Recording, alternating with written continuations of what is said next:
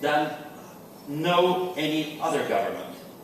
So why the U.S. dictates this role to, let's say, terms of the game, rules of the game to the global community, if their role was so symbolic? This is, I guess, very important because sometimes we are lost in certain senses and nuances.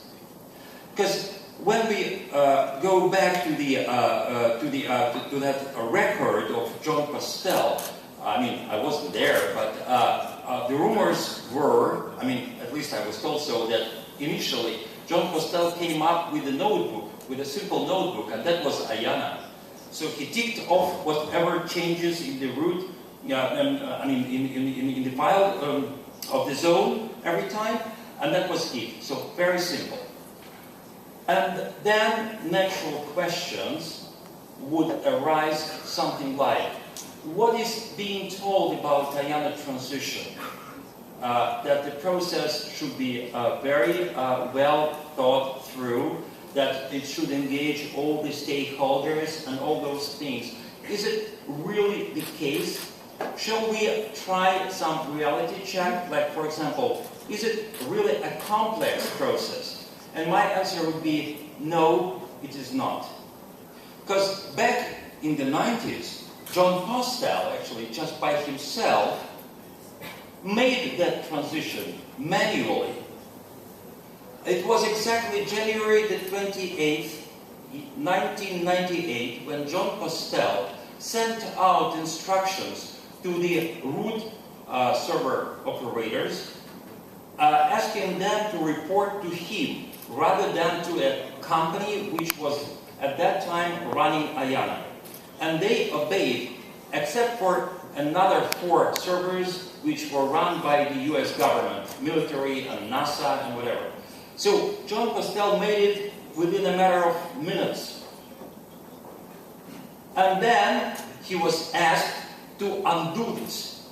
And he was asked very persistently, by the US government. And by the way, when we're told that ICANN is a fruit of the Clinton's administration vision, strategic vision, let's not forget that in 2 days after John Postel tried to privatize IANA, the US government was in a rush to start that, launching that ICANN.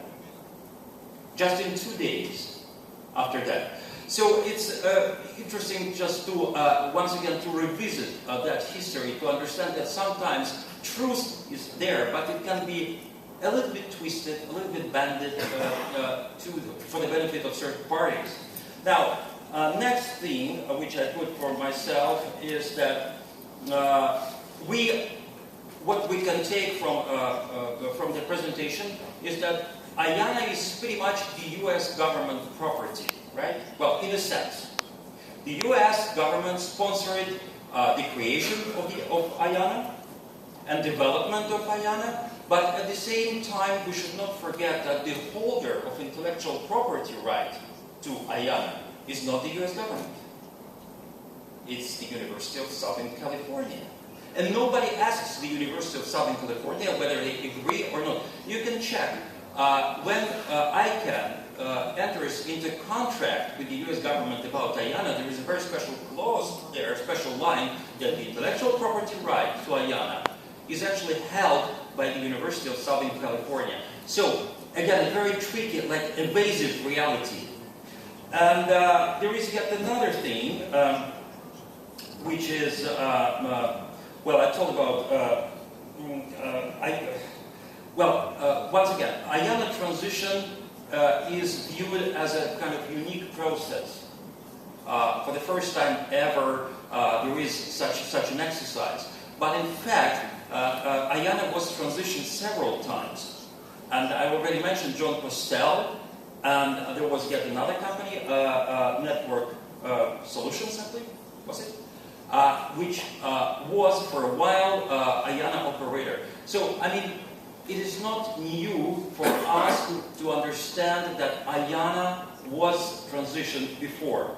So, again, the question is, so why this time we are so adamant about this process? While it's discussed time and again. It's not my first conference, and I believe that many of you have been remotely or in person at some events where that IANA transition was made the central topic to discuss. Let me try to get back a little bit and summarize where we are now. So, as you said, IANA is actually a function, a technical function, right, that helps update this database that Jean-Jacques showed on the screen, which is actually linking domains with IP addresses, right? It's a technical issue. On one hand, we have seen it, learning, you said, in the history that different entities have been doing this function, the IANA function, right? So it's not a big deal, it's a technical thing. Now what we are having is the change of the to whom IANA is responsible. Jean-Jacques, if you want to jump in? Just maybe something that I should have explained during the presentation, which is what exactly is this US oversight role for IANA? So, for instance, you will have a new country being created. Recently, just as an example, we had South Sudan. The .ss country code, so that country code SS has been agreed in other international institutions, the International Standards Organization, ISO. The government of South Sudan effectively applied to the ICANN community to operate that new domain name, .ss. Went through all the right procedures, it was agreed. IANA, the people managing the IANA, the technical people, got everything ready. They were about to update the database. Before they updated the database, just contacted this NTA, this US agency, and said, we're about to add .ss to be run by the government of South Sudan to the directory. We've followed all the procedures. Are you happy that we have followed the procedures appropriately? The US government would look at it and says, yes, you have followed the procedures appropriately. Please update the database. That's broadly the US government role as it stands today. Before I move to Martin, I'll give you a quick reflection on that. The question that users following this are often asking is, so what happens if the US administration, for any reason, says no? So does it mean that South Sudan would not get, in spite of the procedures, because the ultimate authority is US, would not get a domain? What happens if the US decides to kick out Iran because of sanctions, which has never happened, by the way? This is interesting. The US has never misused this position. We can discuss why. But is this influence of the US actually, can it influence the internet and the function of the internet?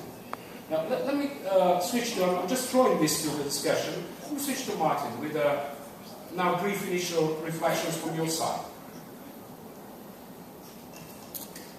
Thanks. I think my starting point is that, yes, the United States government has always been seen to have quite a dominant role in quite a simple function.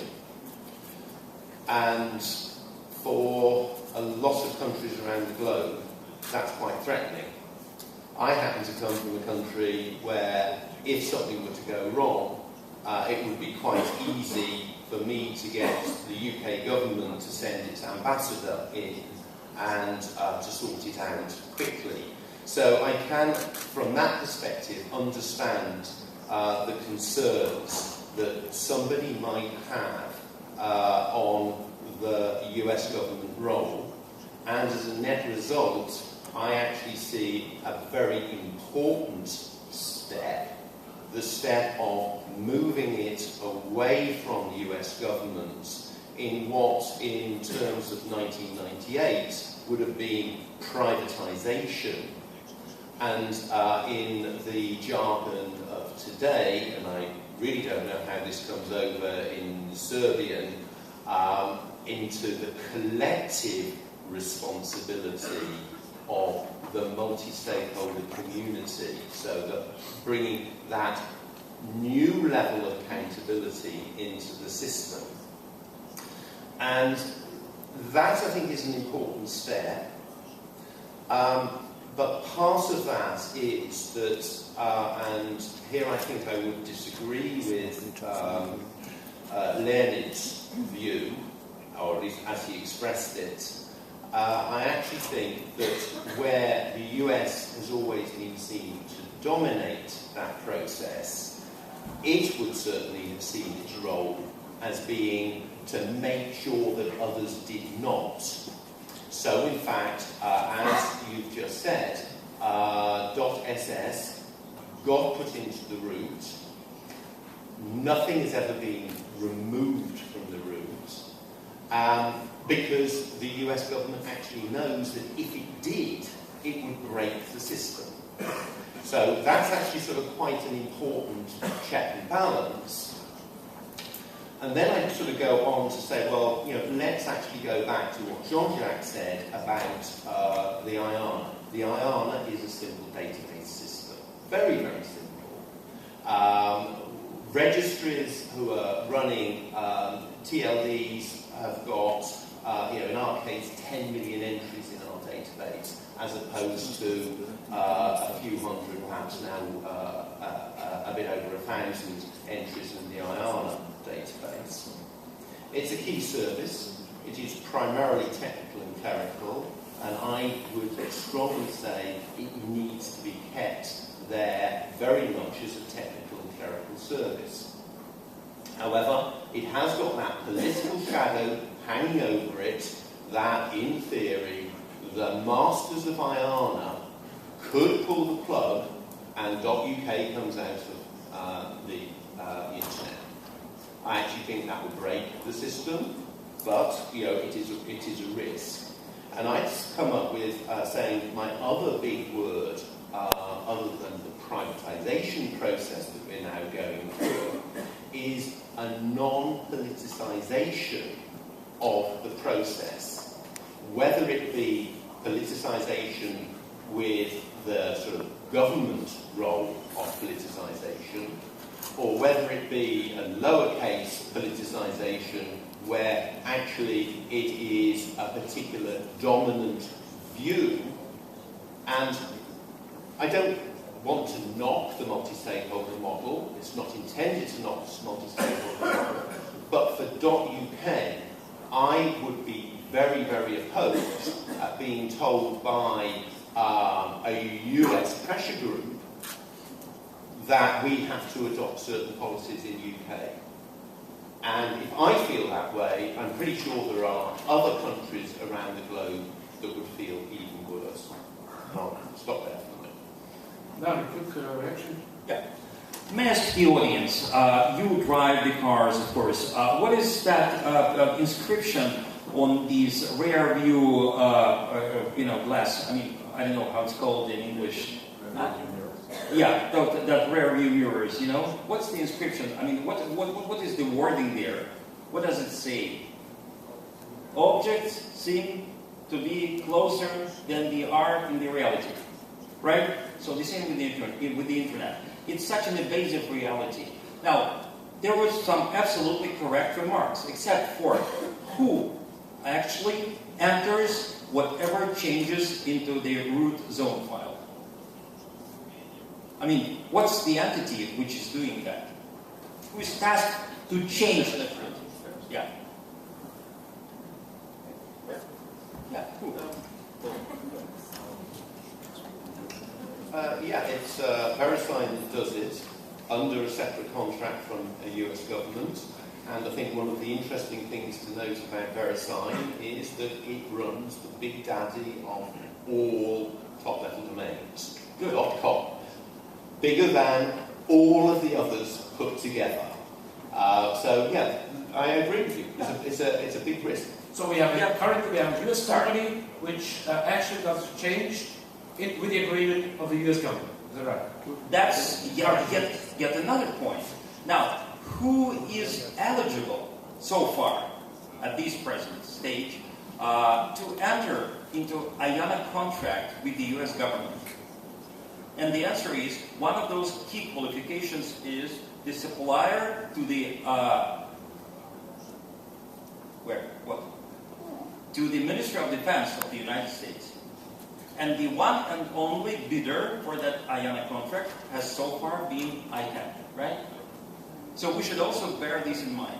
I mean, I'm happy about this thing to change. I mean, that's fine.